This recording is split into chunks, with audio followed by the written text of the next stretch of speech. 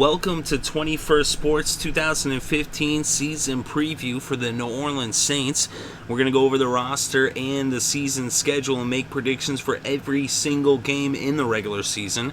But let's start off with the roster. And at quarterback, Drew Brees. And Drew Brees is one of the best quarterbacks in the league. I mean, he's had a phenomenal career, and last year he had an excellent year with 4,952 yards, 33 touchdowns. He had 17 interceptions, though, and that's the number he's got to get down lower, but it's still twice as many touchdowns, just nearly. One more would have been twice as many. And Drew Brees, in my opinion, and the numbers show this too, is that he is one of the best quarterbacks when it comes to spreading the ball around. A lot of quarterbacks, they like to favor certain targets in certain, throws, whether it be long passes or short passes, whether it be receivers or tight ends.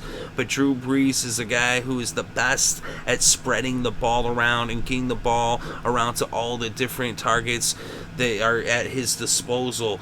He gets it to the receivers, he gets it to the tight ends, he gets it to the running backs. He doesn't just get it to one receiver, he gets it to 2, 3, 4 different receivers, to 2 different tight ends, to a couple different running backs. He spreads the ball around. He throws the short passes, the medium passes, the long passes. He's all around, He's a phenomenal quarterback, and he is a sight to behold, and it's amazing to just watch him. Especially a guy that, coming into the league, a lot of people question whether he was tall enough to play the position, but he's definitely proved all the doubters wrong.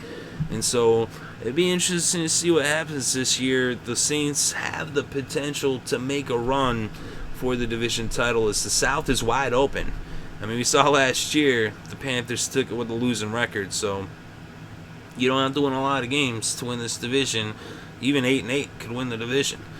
But running back, you got Mark Ingram. He's a solid running back. He's very strong, and you can actually catch the ball out of the backfield as well. They also added C.J. Spiller. He's a little banged up heading into the season, but once he gets healthy, he's going to be a really solid addition. And then, you got Austin Johnson at fullback. And then receiver, you got Marquise Colston and Brandon Cooks.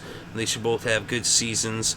Of course, last year, they had Kenny Stills had the most yards on their team. Colston had 59 receptions for 902 yards. That's 15.3 per average, and he had 5 touchdowns.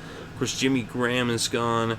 But he had kind of an off year, which is weird to say because he did have 10 touchdowns, but he didn't have 1,000 yards. Cooks last year had 550 yards and 3 touchdowns. And, they still got Ben Watson at tight end, though. So, I mean, a couple guys are gone in Graham and Stills. But, Cooks should step up and be a bigger part of this offense, in my opinion. And they still got Ben Watson. And they also got Josh Hill, who are capable tight ends. They might not be Jimmy, but they're still, with Drew Brees at the helm, spreading the ball around, everyone's going to get their numbers. They're going to put up, some good stats. So the offense should be all right. It's really going to come down to the offensive line if they can protect Drew. So then on the defense, you got Cameron Jordan. He's a pretty good defense player up there. Defensive end, you got Akeem Hicks. You also have Kevin Williams, John Jenkins in the middle, up front at tackle. Then linebacker, you got, I'm going to screw this name up, Haoli Kiaka. Sorry about that. But he's, a Sam on the weak side. You got Daniel Ellerby, and then in the middle, David Hawthorne. And then for corners, they added Super Bowl champion Brandon Browner from the Patriots. They also got Keenan Lewis, and then at safeties, you got Jarius Byrd at the free, and Kenny Vaccaro at strong. So, they did bring in Browner. Of course, the defense is really the big question mark for the Saints, is how is this unit going to perform? They really haven't had, solid defense since they won the Super Bowl. That was kind of a while back, but, that's the thing. The Saints kind of seem to go up and down. Seems like they're still recovering, ever since, they were without their coach there for the year. The whole Bounty Gate thing, don't even want to bring that up, but, the defense definitely is going to be where their season hangs upon in terms of their success and whether they take this division or not. Because they can put up points And the thing is, the Saints always play really tough at home. They're one of the toughest teams when you go into New Orleans. It is tough to beat them. But let's see here. We go into the special teams. The punter, Thomas Morstead. And then kicker, you got Zach Hocker.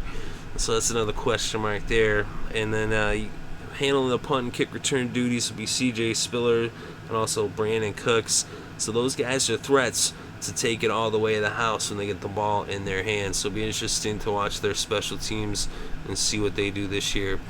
So they got a good offense, even though they've lost a couple guys, but they still got the key components there. The core is there, but it's really gonna, depend on how that defense performs. But let's go over the regular season schedule and give you our picks for every single game.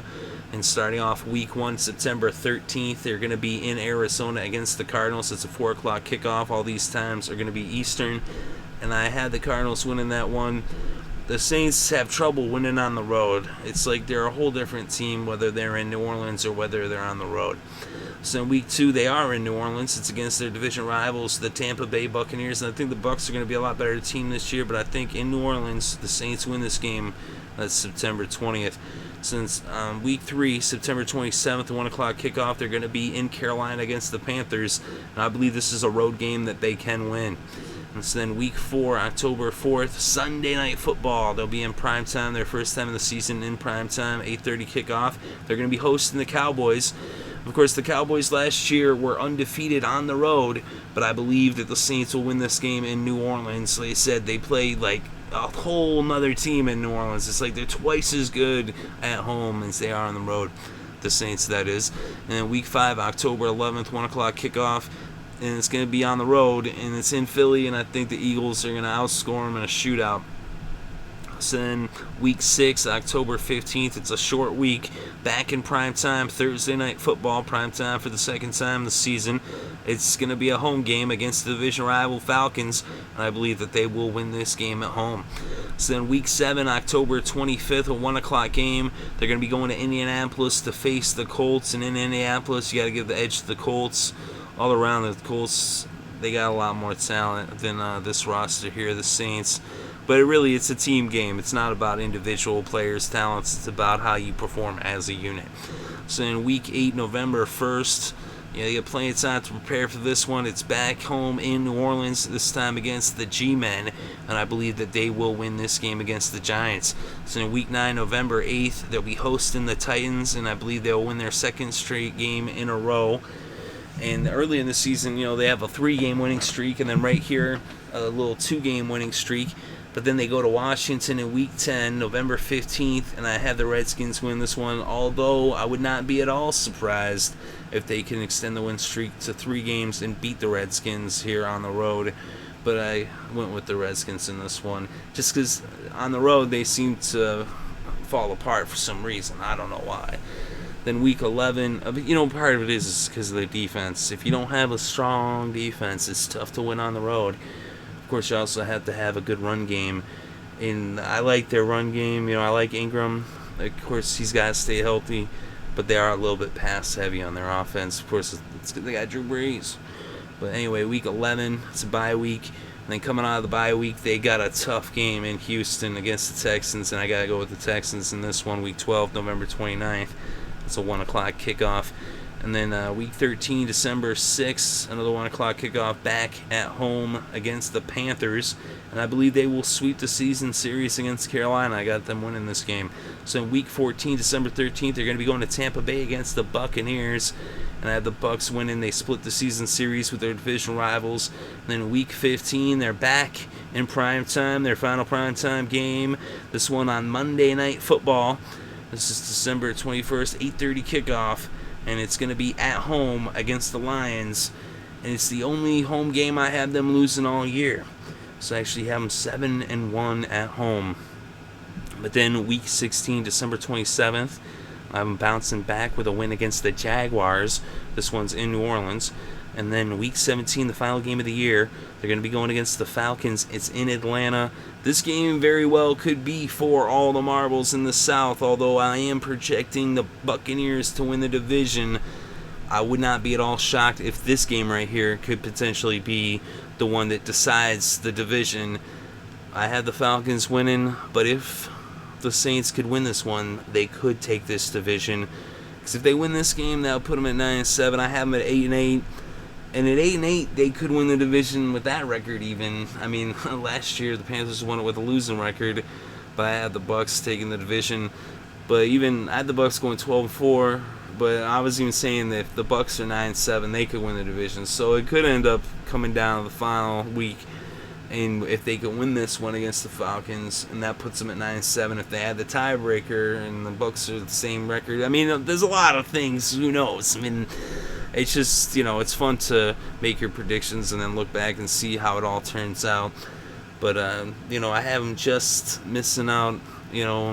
8-8. Like I said, if they could win a few games here and there, they could be in the running for it. I would not be surprised to see them come up and take the South. South is wide open. Any team can win this division. It's really wide open. There's a few divisions that are wide open in my opinion, but this one especially is like anyone's division to take. That's probably why I'm going with the Bucs, but I would not be at all surprised to see the Saints come up and get it, especially Drew Brees is such a great quarterback. In my opinion, Drew Brees is a Hall of Famer. But that's what I think. Let me know what you think in the comments section below. Definitely interested to read your thoughts and opinions, whether you agree or disagree. What do you think about the roster? What do you think about the schedule? What do you think about our predictions? And what are your predictions for the Saints in 2015? Thank you very much for listening. It is greatly appreciated. I hope you're having a good day and have a great weekend and enjoy all the sports.